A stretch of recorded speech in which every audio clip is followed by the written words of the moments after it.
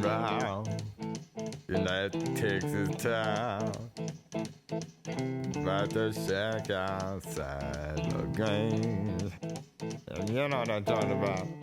Just let me know if you wanna go to that home out on the range. They got a lot of nice girls.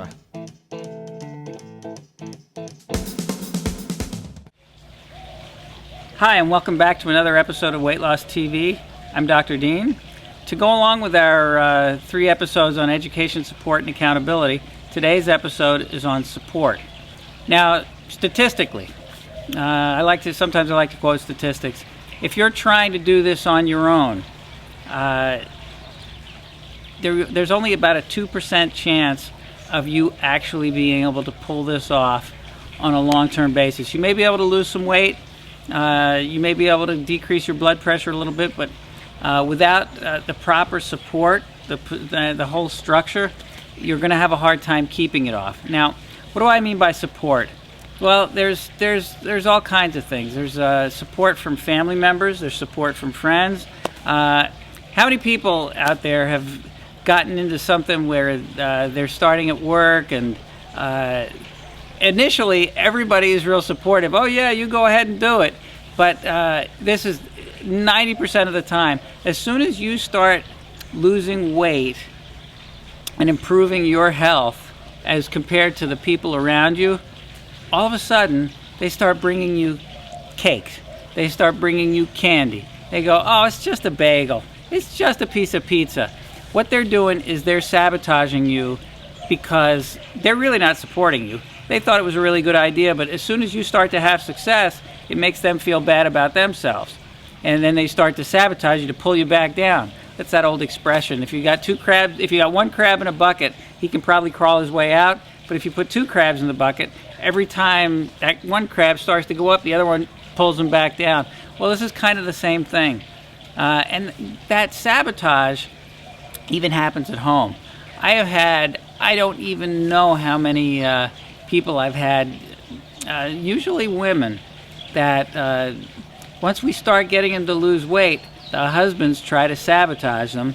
And I've also had it the other way around, but I think I've seen it more on the woman's side, where the spouse tries to sabotage them.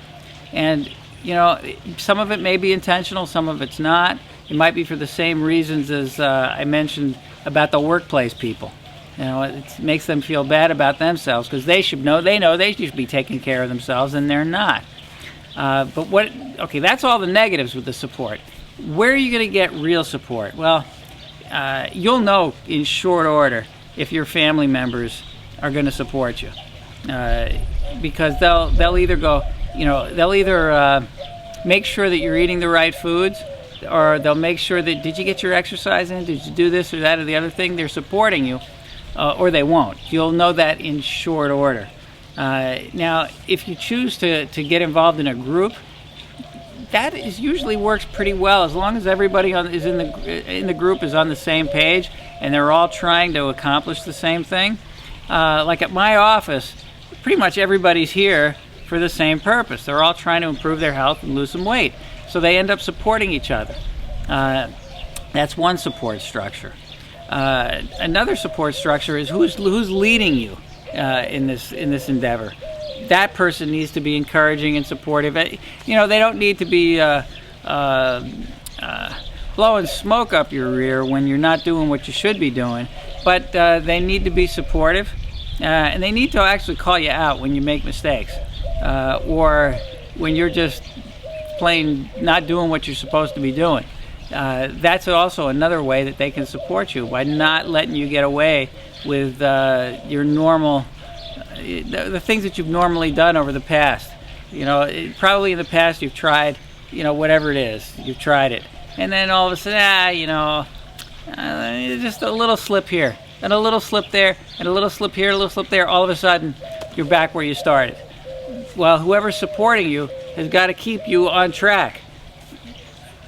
Support structures are very important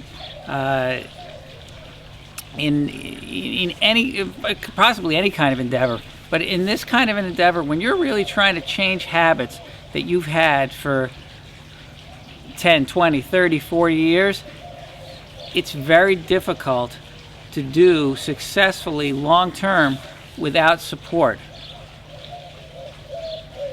If you have any questions, feel free to email me at drdean@tryforlife.net. Follow me on Twitter, Dr. Try for Life, and throw me a question.